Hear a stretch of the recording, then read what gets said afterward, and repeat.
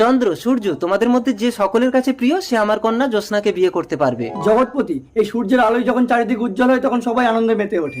জগৎপতি, এই চন্দ্রের মিষ্টি আলোয় দক্ষিণা বাতাসে সবাই শান্তিতে ঘুমোতে পারে।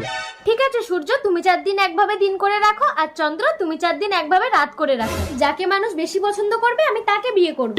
ঠিক আছে চন্দ্র, তাহলে আজ থেকে আমার পালা, তুই ডুবে যা। এই কি, রাত 12টা বেজে গেল, এখনো কেন সূর্য ডোবেনি?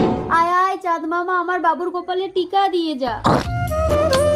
কি হলো স্বামী, আজও তোমার কাজ হলো না? কি করে হবে? রাত না হলে নাইট ডিউটিটা হবে কি করে?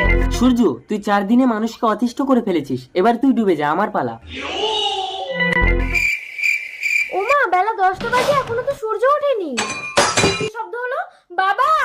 জ্যোৎস্না, বাবা! অন্ধকারে কিছু দেখতে পাচ্ছি না, দিনের বেলায় রাত হয়ে আছে। কে? চোর চোর, আমার সব চুরি করে দিয়ে গেল।